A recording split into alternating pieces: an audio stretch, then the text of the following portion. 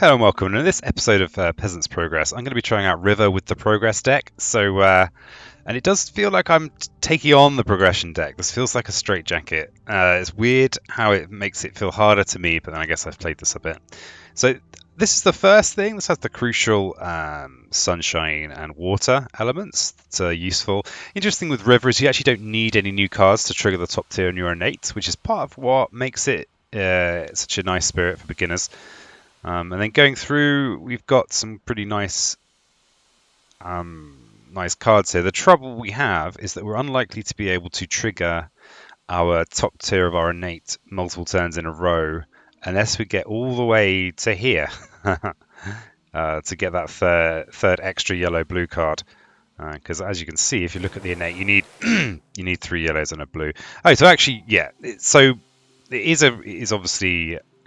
You can, if you play your cards right, so to speak, you can be potentially doing this massive flooding kind of back-to-back turns without having to do a full reclaim. Of course, there is the reclaim one. Anyway, let's get more specific to this. So we have a build in the desert now. Of course, the best form of prevention is cure. So we could prevent one of these builds, but say we have flash floods. We could destroy one of these explorers, preventing the build, etc. That could be okay, it could be acceptable. We've got our presence over here, and it's a sacred site because we're river. So we're actually adjacent to this down here, which is horrifying, of course. What we could do, see, the interesting thing is we do know that we've got Uncanny Melting coming soon, and we can remove a blight from a sand or wetland. Obviously, this is information that we would not have outside of this this particular circumstance of knowing we've got the Invader deck. Invader deck, the Progression deck. It's showing just my attitude. I can't help but speak like it makes it harder. So we could kind of snake our presence down this way. Obviously, if we're going to let this go and then remove the blight after the fact, we don't want to waste a presence by putting it in there necessarily. Yeah, this is reasonable. I think what I'm going to aim to do is I'm going to aim to flash floods the town, but next turn in the fast phase. So we're going to let it build this turn, and then next turn we're going to go to the fast phase. And I'm trying to be as beginner friendly as possible, but I will not be teaching the rules. So it's a weird tendency seeing occasionally, and people are, but you haven't gone through the rules. It's like, God damn it. Why would I want to do that? I mean, we could even just use our massive flooding to push the town out. So arguably, removing the blight is pointless. So yeah, we ended up a lot of blather, and was basically doing the kind of general, the start that you almost always do with this spirit. Of course, we do now have new information. We've got we know we've got a jungle build. So yeah, I think I'm going to go with my flash floods plan. So I'm going to destroy this next turn. The river's bounty is going to be how I can afford to do that.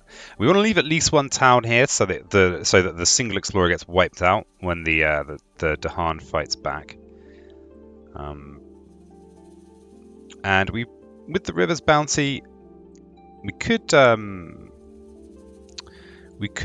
bring some explorers, some Dahan into here, which might be nice. But because it already has the blight in, we really don't want this to.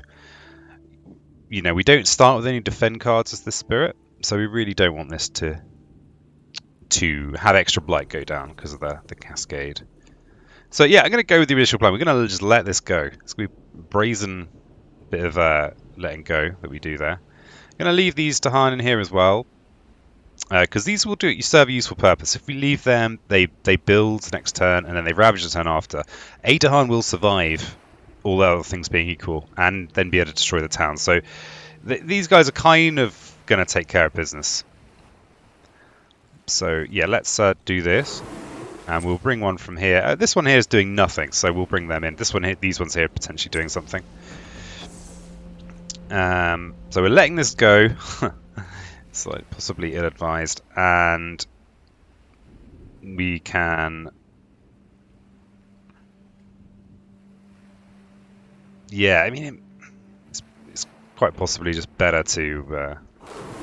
It's going to push the one. I don't have to push the Explorer as well, because I know that the single Explorer is just going to not be effective here. Of course, this is the base game. There aren't any events or things like that that will funk things up.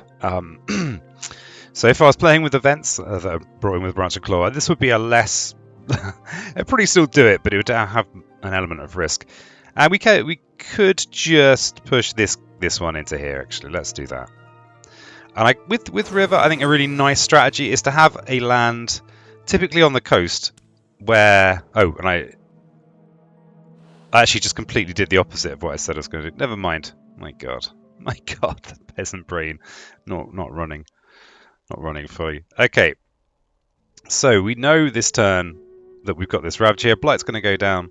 Ravage here, that's going to clear this land. So I kind of went from, oh God, thinking that I would destroy the town this turn with Flash Floods to whatever's happened here. We can, of course, do something that's even better, which is destroy this Explorer, preventing the build and preventing a whole load of nonsense. So it's okay. It's okay. And we can even get the Reclaim one, so very much a standard river opening. Now, we definitely want to have a Sacred Site here, because now we have Sacred Site access to the entire tile, which is very valuable. And then we've got another presence to place. Now, the only other thing that you might want to consider is that River's Bounty you need is a range zeroer, so you want to put your presence in there. If you do want to bring your Dahan somewhere in particular. Of course, there's going to be a Ravage here this turn, so let's not waste our time putting presence in there.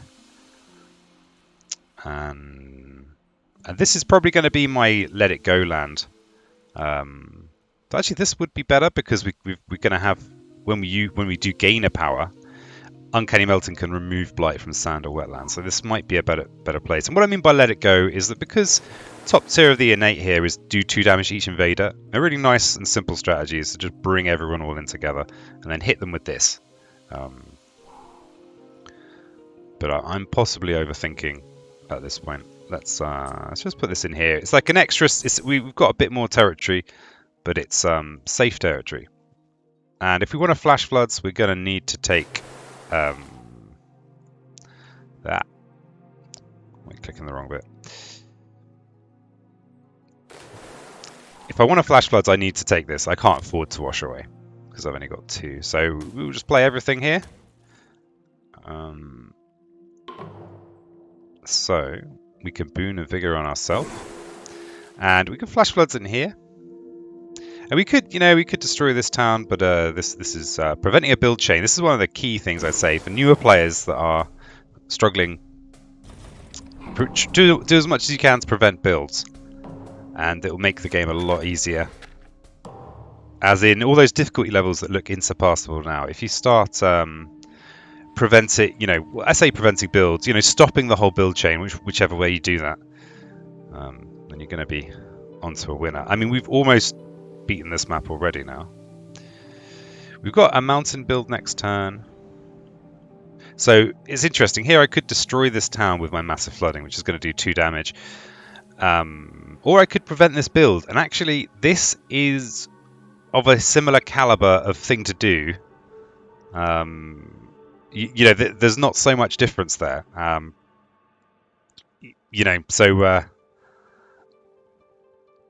And this here could be my interior land where I just pile people in to kill them.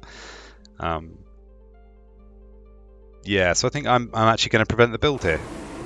It just saves you so much hassle, hassle and stress. And let's bring these Dahan in. Dahan are a very useful resource, so I like to have them centralized if I can, or at least in places where they might do something useful. Okay. So this turn we have no Ravages to worry about. Jungles are clear. Builds. We have this build to worry about. They are going to build a town. That's not a big deal. We are up to 3 actions. Now, the beauty of River is this Reclaim 1 spot. I can push forward now. The main reason I'd want to do that is that if I get the 4th action, I then have enough actions to potentially get Massive Flooding, which is the big one. 2 damage to each invader. And crucially, the crucial thing with this is that means I can clear basically everything in a space, especially if I can Flash Floods to hit the cities in the fast phase before. We'll see this soon. So I'm going to push forward. Now I could push forward like this and just use a single card, or I could do this, gain a card. We actually know what the card is as well. So I'm going to go with this option here. 5 is nice. Don't get me wrong, but I want to have a bit more of a turn. Yeah, I think that's right. So weird. For me, it's just so weird knowing what I'm going to get. That I'll persist all the same.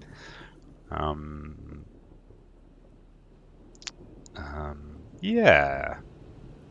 Let's do that. Let's stick to plan. So we gain Uncanny Melting rather than having a choice. And we have a single presence to place at range 2. And not really, doesn't really make much odds. Let's just put it in here. So I'm just putting it in somewhere that's low risk, essentially. And so there is going to be a build in there, which means there is going to be a Ravage next turn. I mean, we're just going to let this go, basically. So another really useful useful strategy is just to let a few places go.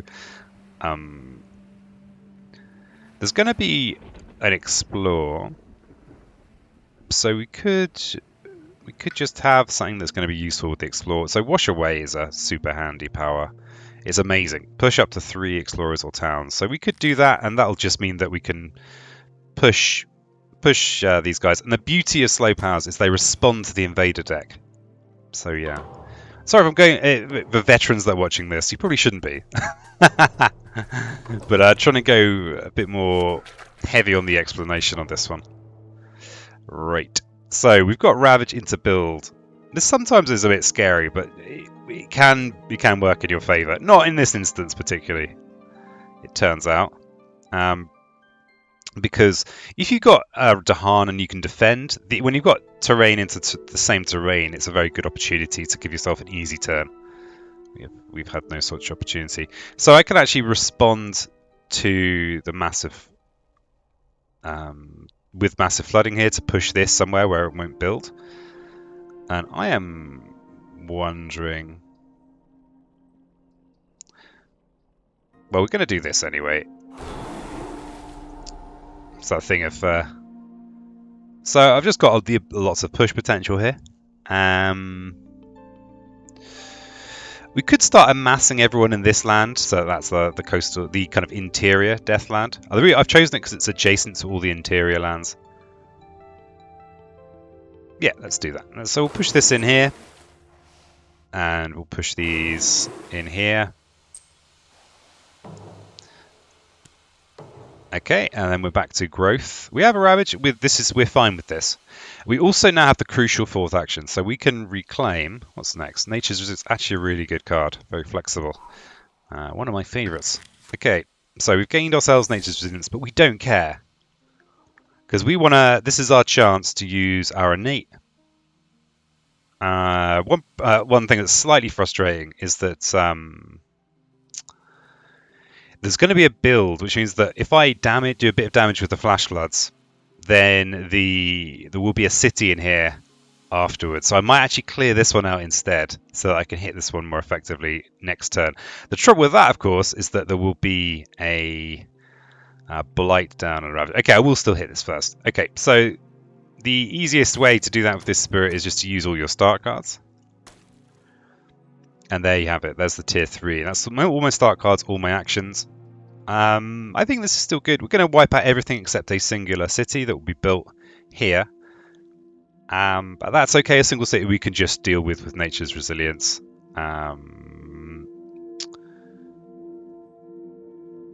Yeah, it's okay. It's not ideal, but this is all fine. So we'll do the things that don't matter too much, and we are going to do a single damage to this. Okay, looks like that little... really doesn't matter what I do here.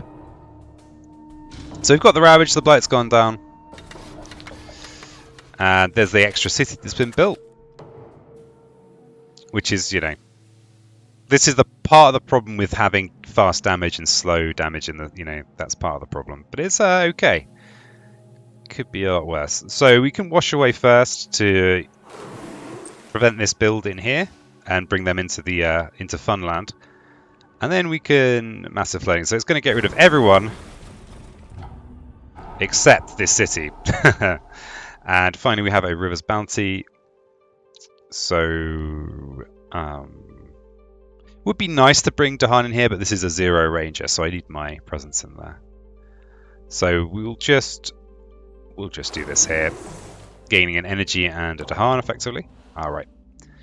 So we could reclaim and do nature's resilience, but if we do that, we will be missing top tier on Innate, which is sad. Sad. So we're not going to do that. We're going to just press on with doing cool stuff.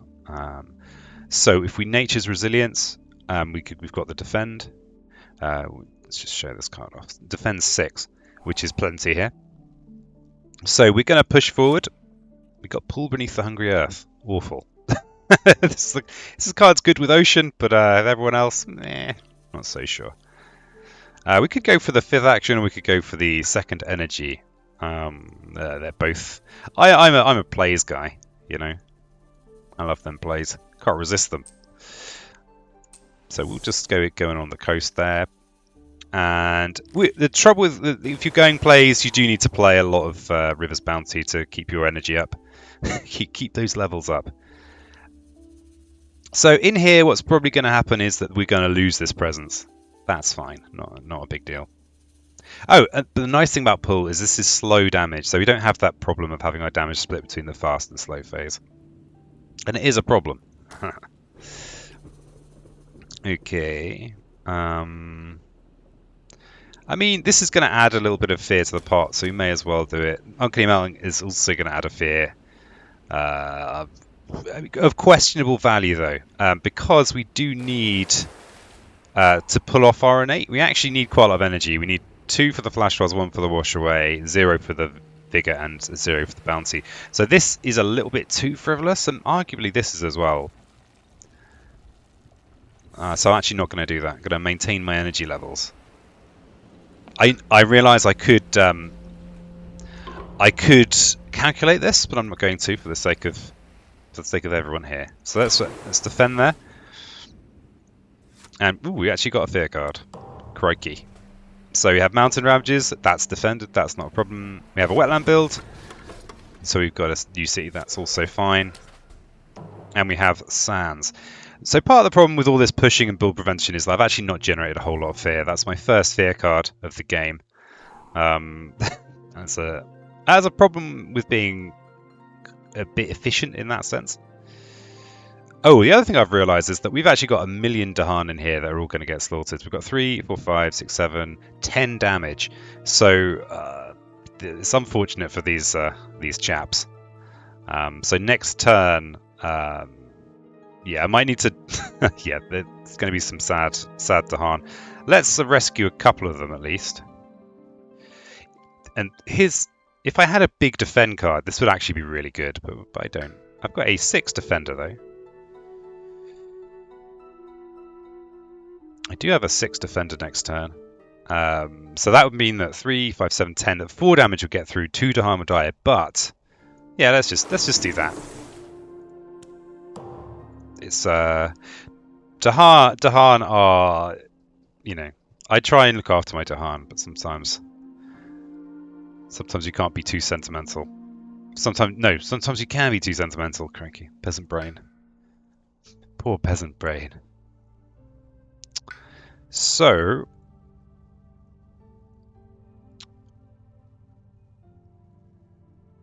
yeah, I've just condemned them to death. Basically, that was not wise. Yeah, we can actually undo here. I'm actually going to undo here.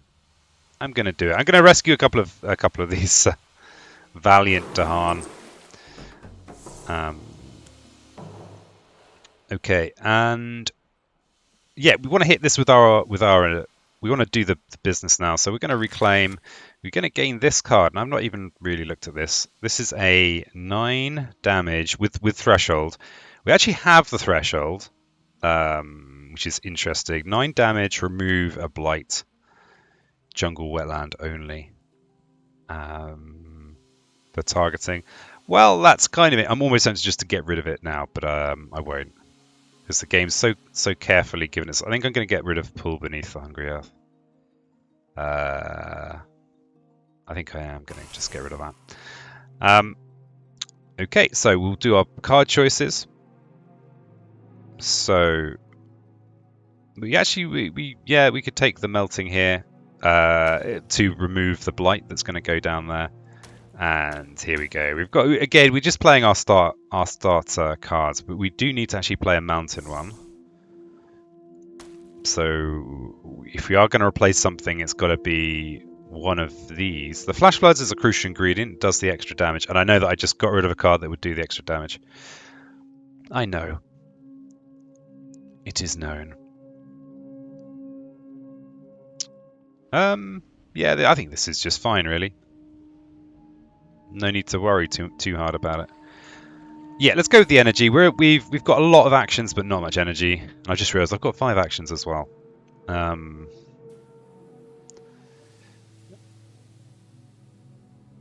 yeah, we could resilience to just to do overkill things. So we're going to do a damage to the city.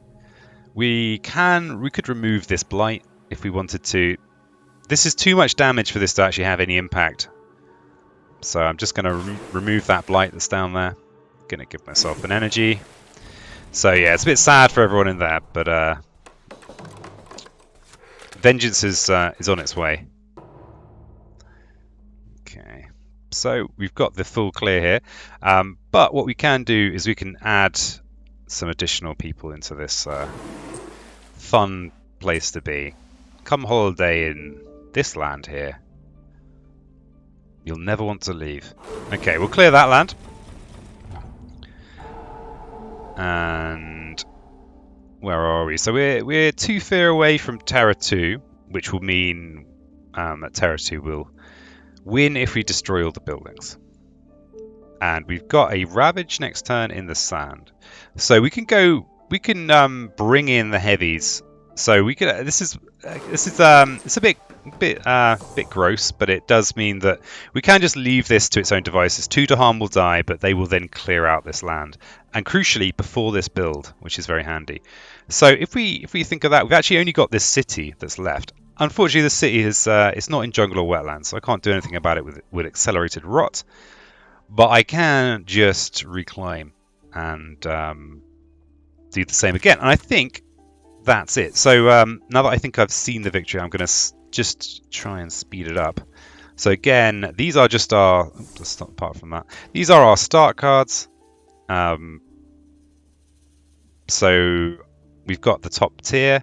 We can push the town that gets built into here. These are going to... Oh, we've actually got the luxury. We can actually save those to harm. Let's be sentimental. And then... Yeah, so we can defend in here, they'll clear this, and then actually we can push them into there. And actually we should get a full clear there. Let's see. Okay, so we'll defend in here. We will do that to ourselves. We'll Flash Floods in here to... doesn't really matter. Dahan are defending. Sand Ravage is fine. And there's an Explore. Okay, we're not going to get to clear the island completely, but we should now win by destroying all the buildings. So we could push this town into here and these chaps as well. And I believe they are chaps. And yeah, that should be it. So that we've got to Terra 2. And now we have victory. We've removed all the buildings, just a few explorers left. So that was Peasant's Progress with River, and that was so much more straightforward than Peasant's Progress with Earth. Anyway, thanks so much for watching. If you like the video, like the video, and subscribe for more Spirit Island content. I have a commitment to Spirit Island. No matter what other nonsense you see on the channel, there will always be more Spirit Island. So yeah, thanks so much, and until next time, keep it spiritual.